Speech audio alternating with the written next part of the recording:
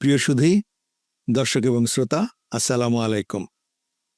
আমি lieutenant general Mohammad Mahfuzur Rahman, অবসরপ্রাপ্ত, বর্তমানে ডিপ্লোম্যাটস ওয়ার্ল্ডে অ্যাডভাইজার হিসাবে ভলেন্টারি সার্ভিস দিচ্ছি। আজকের যে আলোচনা অনুষ্ঠান, এটা এই ডিপ্লোম্যাটস ওয়ার্ল্ডের ব্যানারেই হচ্ছে। আর এই প্ল্যাটফর্মের নামকরণ করা হয়েছে দ্য অনার কোড। এটা একটা অরাজনৈতিক প্ল্যাটফর্ম। সেখানে সমসাময়িক, জাতীয়, আঞ্চলিক ও আন্তর্জাতিক ভূ রাজনীতি, কৌশলগত দিক ও নিরাপত্তা সংক্রান্ত গুরুত্ব বহন করে এমন বিষয়াদি নিয়ে আলোচনা করা হবে। উদ্দেশ্য হলো একটা নিরপেক্ষ পরিপ্রেক্ষিত তুলে ধরা, যাতে করে দর্শকগণ তাদের নিজেদের মতামত তৈরি বা সৃষ্টি করতে পারেন।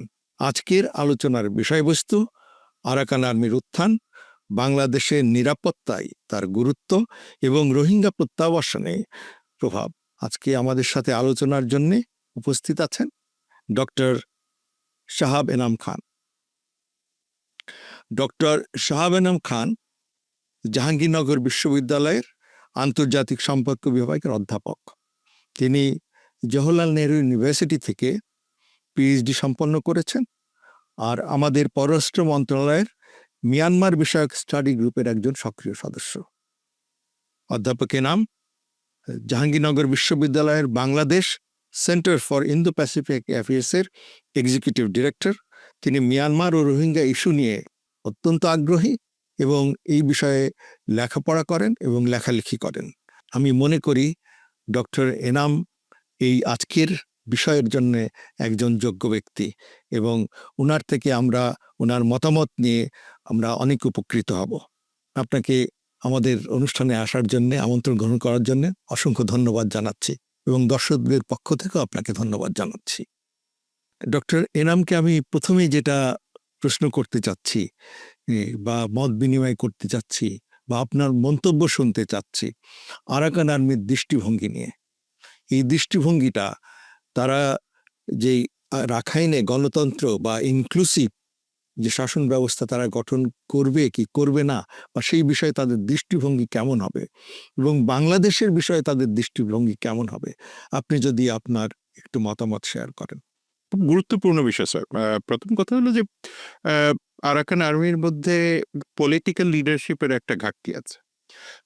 এই বিষয়ে কোনো দ্বিমত নাই। তাদের ট্যাকটিক্যাল সুপেরিয়রিটি বা অর্থাৎ কৌশলগত যে জায়গাগুলি আছে, মিলিটারি ট্যাকটিক্স বা আপনার অফেন্সিভ ক্যাপাবিলিটির ব্যাপারে তাদের যথেষ্ট সক্ষমতা থাকলেও পলিটিক্যাল ক্যাপাবিলিটির ক্ষেত্রে তাদের একটা ঘাটতি আছে। যে কারণে আমরা দেখতে পাচ্ছি যে একসময় তাদের চিফ বললেন যে রোহিঙ্গাদেরকে তারা নেবেন, পরবর্তীতে তারা সরে এসছেন। এটার একটা মূল কারণ হলো যে তারা মনে করেন যে রাখাইনে যারা বুদ্ধিস্ট কমিউনিটি আছেন তাদের একটা পলিটিক্যাল সাপোর্ট তাদেরকে লাগবে ভবিষ্যতে রাখাইনকে পুনর্গঠন করতে হলে, কিংবা রাখাইনে যদি তাদের পলিটিক্যাল ডোমিনেশনটা এস্টাবলিশ করতে হয়। এটা একটা। দ্বিতীয় যে বিষয়টা আছে সেটা হলো যে রোহিঙ্গাদেরকে তারা সবসময় এখন একটা বার্গেনিং পাওয়ার হিসেবে দেখবে। কারণ যেটা স্যার আপনি ক্লিয়ারলি বললেন যে তারা যেহেতু বাংলাদেশ একমাত্র তার নেইবার হবে যদি সে ইন্ডিপেন্ডেন্ট রাখাইনের দিকে যায়, যেটা সম্ভাবনা কোনো অবস্থাতেই উড়িয়ে দেওয়া যায় না। সেই ক্ষেত্রে সে সবসময় চাইবে যে রোহিঙ্গাকে কেন্দ্র করে এক ধরনের বার্গেনিং তৈরি করা। আর তৃতীয় যে বিষয়টা থাকে যে ইনক্লুসিভিটির ক্ষেত্রে তার বড় বাধাটাই হবে যে রোহিঙ্গাদের সাথে তাদের খুব বেশি যে মানে যোগাযোগ আছে, এবং তারা বরাবরই বলেন যে রোহিঙ্গাদের নেতৃত্বের অভাব আছে, তারা রোহিঙ্গা কোন নেতৃত্বের সাথে কথাবার্তা বলবেন। এই বিষয়গুলি কিন্তু আরাকান আর্মির মধ্যে এখনো রয়ে গেছে। সেই কারণে আপাতত দৃষ্টিতে আমার কাছে কোনো কনভিন্সিং আর্গুমেন্ট নাই যে তারা ইনক্লুসিভ সোসাইটি তৈরি করার মতো সক্ষমতা রাখেন। এই ক্ষেত্রে আমি মনে করি যে বাংলাদেশ সরকার বা পাশ্চাত্য সরকার বলেন বা তাদের যেসব সরকারগুলি তাদের কাছে আছে তাদের সাথে আমাদের আলোচনাটা শুরু করা দরকার, যে যাতে অ্যাটলিস্ট এক ধরনের রাজনৈতিক নেতৃত্ব আরাকানে তৈরি হয়, এবং এই রাজনৈতিক নেতৃত্বটা যাতে ইনক্লুসিভ হয়।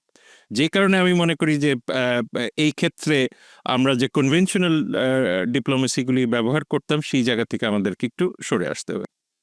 আর দ্বিতীয় যেটা আপনি বললেন স্যার, তাদের যে দৃষ্টিভঙ্গিটা আছে সেই ক্ষেত্রেও আমি মনে করি যে আমাদের যথেষ্ট কাজ করার বিষয় আছে, এবং আমি মনে করি আমাদের যথেষ্ট চিন্তা করার বিষয় আছে। প্রথম কথাটা হলো যে তারা বাংলাদেশকে সবসময়ই দেখেন, আরাকান আর্মি দেখেন যে খুব বেশি মিলিটারিগতভাবে শক্তিশালী রাষ্ট্র হিসেবে না, যেটা আপনি প্রথমেই স্ট্যাটিস্টিক্সটা দিলেন।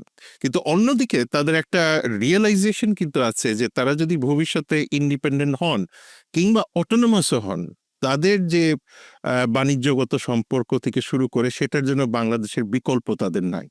সুতরাং সেই কারণে আমাদের উচিত হবে এই মুহূর্তে ট্রেড, ইনভেস্টমেন্ট এইসব নিয়েও তাদের সাথে একটু কথাবার্তা বলা শুরু করা।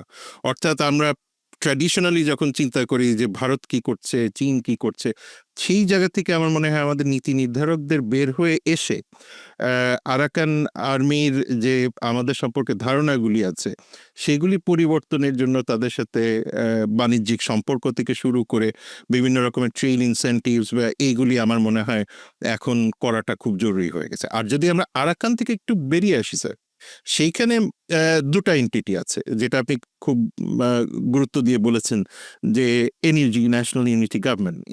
ন্যাশনাল ইউনিটি গভর্নমেন্টকে আবার আরাকান আর্মি খুব বেশি কাছে নিতে চায় না, এই কারণে যে সেটার এখনো ডিফ্যাক্টো লিডারশিপ অং সাং এর কাছেই আছে, এবং অং সাংকে তারা সবসময় মনে করে যে একটা হোস্টাইল অ্যাক্টর। এই কারণে মনে করে যে 2017-18-তে যখন তাতমাদো আরাকান আর্মিকে টেররিস্ট অর্গানাইজেশন হিসেবে ক্লেম করলো, সেটাতে অং সাং এরও এক ধরনের ভূমিকা ছিল। সুতরাং সেই জায়গাতে আবার অং সাং এর ক্ষেত্রে আরেকটা প্রবলেম হয়ে যাচ্ছে যে রোহিঙ্গা যারা বাংলাদেশে আছেন তাদেরও খুব একটা আস্থার জায়গা এনইউজির সাথে নাই। কিন্তু মুশকিলটা হচ্ছে যে এনইউজি কিন্তু একটা ইম্পর্ট্যান্ট অ্যাক্টর। এনইউজি একমাত্র অ্যাক্টর এই মুহূর্তে যারা বাংলাদেশকে আসলে মানে এক ধরনের যেটাকে মনে করেন যে সাপোর্টিভ ভূমিকায় দেখতে চায়, এবং সেটার যথেষ্ট কারণ আছে, গণতন্ত্র থেকে শুরু করে সবকিছু।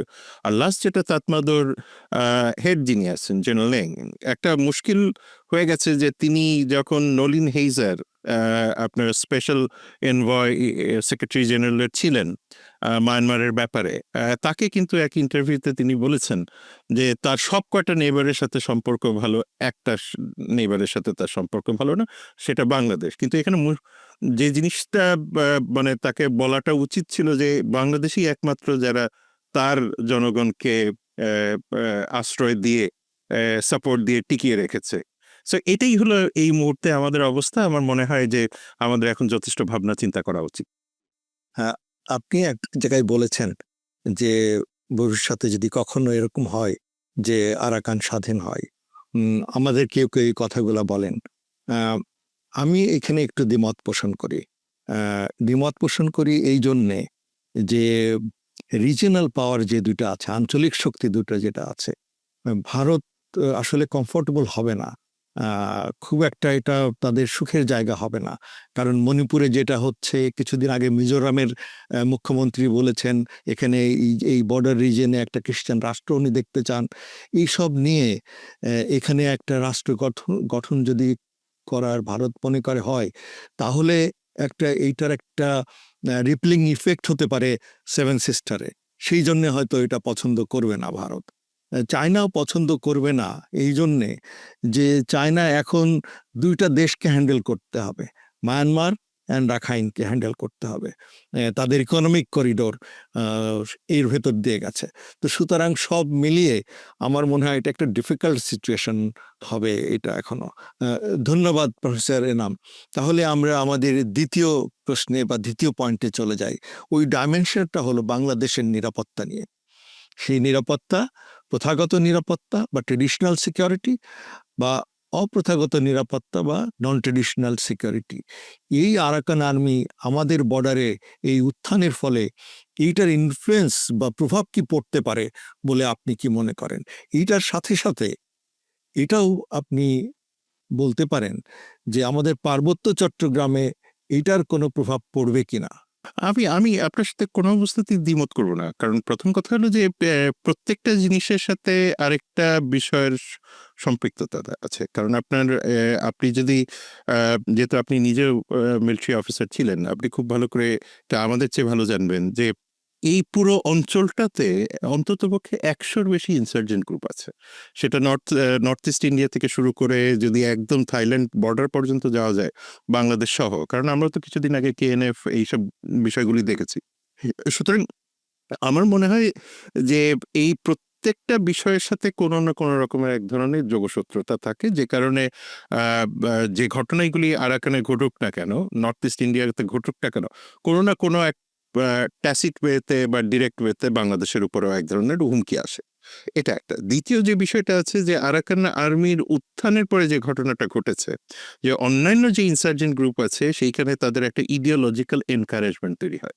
সুতরাং যেটা আপনি বলছিলেন যে ক্রিশ্চিয়ান স্টেটের কথা বলছে মিজোরামের চিফ মিনিস্টার, বা বিভিন্ন রকমের আমরা বার্তা পাচ্ছি।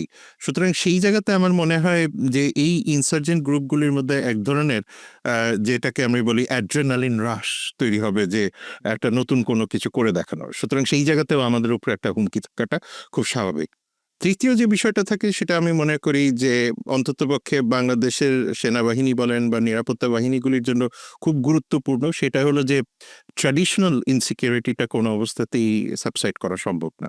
কারণ সেটা তাতমাদ অফেন্সিভে বলেন বা আরাকান আর্মির ট্যাকটিক্যাল ওভার অ্যাম্বিশন বলেন, এবং সেই ক্ষেত্রে আমরা দেখতে পাচ্ছি যে রোহিঙ্গাদের মধ্যেও এক ধরনের ফ্রাস্ট্রেশন তৈরি হচ্ছে যে তাতমাদেও তাদেরকে নিচ্ছে না, আরাকান আর্মিও তাদেরকে নিচ্ছে না। যদিও এই মুহূর্তে রিপ্যাট্রিয়েশনটা কিন্তু মেজর ইস্যু হওয়া উচিত না, এই মুহূর্তে হওয়া উচিত আরাকানকে স্টেবিলাইজ করা। সুতরাং সেই জায়গাতে আমার মনে হয় যে সেনাবাহিনী বলেন বা নিরাপত্তা বাহিনীগুলিকে এই ট্র্যাডিশনাল প্রিজমটা থেকে কোনো অবস্থাতেই বের হয়ে আসা যাবে না, যে কারণে আমি মনে করি অন্ততপক্ষে বাংলাদেশের সক্ষমতা অতি দ্রুত বাড়ানো প্রয়োজন। আর শেষ যে বিষয়টা সেটা হলো যে আহ, রোহিঙ্গাদের মধ্যে যে একটা ফ্রাস্ট্রেশন তৈরি হচ্ছে, এবং আমরা দেখতে পাচ্ছি চিটাগং হিল ট্র্যাক্সে অনেক রকমের পকেটস আমরা এখন এই মুহূর্তে দেখতে পাচ্ছি, কনফ্লিক্ট পকেটস। সুতরাং এইগুলি সবকিছু মিলিয়েও কিন্তু বাংলাদেশের অপ্রথাগত বলেন বা প্রথাগত বলেন, যে জায়গাতেই আমরা বলি না কেন, নিরাপত্তার ঝুঁকি কিন্তু রয়েই গেছে। সুতরাং আমাদেরকে এখন এই পুরো বিষয়টা অ্যাসেস করে ন্যাশনাল সিকিউরিটি, ন্যাশনাল ইন্টারেস্টের উপরে জোর দিয়ে মায়ানমার পলিসিটা তৈরি করতে হবে। এইটা রেজনেট করতে পারে দুটো পলিসির সাথে। একটা হলো মার্কিন যুক্তরাষ্ট্রের বার্মা অ্যাক্ট আছে, আর একটা প্রপোজড রোহিঙ্গা গ্যাপ অ্যাক্ট যেটা আছে। সুতরাং অনেকগুলি ইনস্ট্রুমেন্ট আমাদের হাতে কিন্তু এই মুহূর্তে আছে, এবং যেটা আপনি বলেছেন এটা খুবই গুরুত্বপূর্ণ। চীন এবং ভারত চাইবে না রাখাইন ইন্ডিপেন্ডেন্ট হোক, এবং এই মুহূর্তে হয়তোবা কেউ একটা অংশ আরাকান আর্মির বলবে স্বাধীন হোক, কেউ বলুক অটোনমি হোক, যেটাই হোক না কেন, বাস্তবতাটা হলো যে বাংলাদেশের এই মুহূর্তে বর্ডারের নেবার হলো আরাকান আর্মি, এবং আমাদের ইতিহাসে এটা প্রথম যে আমরা নন স্টেট অ্যাক্টরকে দেখছি আমাদের কাউন্টার পার্টি। ধন্যবাদ প্রফেসর নাম। আমরা আমাদের শেষ ডাইমেনশনে চলে এসেছি বা শেষ প্রশ্নে চলে এসেছি। সেখানে এই সিচুয়েশনে বা এই পরিস্থিতিতে রোহিঙ্গা প্রত্যাবাসনে কেমন প্রভাব পড়তে পারে? স্যার, আমার কাছে যেটা মনে হয় যে আমরা প্রত্যাবাসনটাকে যতটা জোর দিচ্ছি, রাখাইনের স্টেবিলাইজেশনটাকে ততটা জোর দিচ্ছি না। যে পর্যন্ত রাখাইন স্টেবিলাইজ না হবে, সেটা চীন, ভারত, মার্কিন যুক্তরাষ্ট্র, ইউরোপিয়ান ইউনিয়ন যেদিক থেকেই দেখেন না কেন, একটা কন্ডিউসিভ এনভায়রনমেন্ট তৈরি করা সম্ভব না। এটা একটা। দ্বিতীয়ত হলো যে স্টেবিলাইজ না হলে তো রোহিঙ্গারাও ফেরত যেতে পারছেন না, এবং রোহিঙ্গাদের যে একটা ডিমান্ড আছে যে তারা আদি নিবাসে ফেরত যেতে চাচ্ছেন, সেটার জন্য তো স্টেবিলাইজেশন লাগবে। সেই সাথে আমাদের লাগবে হলো যে যেটাকে আমরা বলি বিল্ডিং ব্রিজ, অর্থাৎ আমাদের সাথে, অর্থাৎ বাংলাদেশের যে রাখাইন সম্প্রদায় আছে তাদেরকে কাজে লাগানো, যে তাদের মাধ্যমে অন্ততপক্ষে একটা আস্থার জায়গা তৈরি করা, আরাকান আর্মির সাথে হোক, পিডিএফ এর সাথে হোক, এনইউজির সাথে হোক, রাখাইন বুদ্ধিস্ট যাদের যারা আছেন তাদের সাথে হোক, এথনো ন্যাশনালিস্ট গ্রুপগুলির সাথে হোক। সেই জায়গাতে আমার মনে হয় আমাদের এখন একটু বড় রকমের জোর দেওয়া খুবই গুরুত্বপূর্ণ হয়ে দাঁড়িয়েছে, এবং সেই সাথে আমি যেটা মনে করি যে এই ওভারঅল সিচুয়েশনে আরাকান আর্মিকে যে পর্যন্ত আমরা এক ধরনের যদিও এটা নন স্টেট অ্যাক্টর, তাদেরকে যে পর্যন্ত আমরা একটা ইন্টারন্যাশনাল অ্যাকাউন্টেবিলিটির মধ্যে না ফেলতে পারবো, অর্থাৎ তারাও তো জেনোসাইড করছে। সুতরাং প্রত্যেকটা জায়গাতেও বাংলাদেশে একটা আপার হ্যান্ড লেভারেজ আছে, সেইগুলিকে তৈরি করে আমি মনে করি তারপরে রিপ্যাট্রিয়েশনটাকে নিয়ে এসে কথা বলাটা আমার কাছে যৌক্তিক মনে হয়। জি, ধন্যবাদ। আমরা ফাইনালি এই যে পরিস্থিতিগুলো আমরা আলাপ করলাম, বাংলাদেশের কি কৌশল অবলম্বন করা উচিত বা বাংলাদেশের কি করণীয় করা আপনি মনে করেন? আমি মনে করি যে বাংলাদেশকে প্রথম যেটা আমি সবসময় সাজেশন দিই সেটা হলো যে অন্যান্য রাষ্ট্রগুলি তাদের ন্যাশনাল ইন্টারেস্টে যা করার করবে, আমাদেরকে ন্যাশনাল ইন্টারেস্টে সেটা করতে হবে। সেই ক্ষেত্রে প্যারালালি বেশ কিছু কাজ করতে হবে। একটা হলো যে রাখাইনে যোগাযোগ বাড়ানো।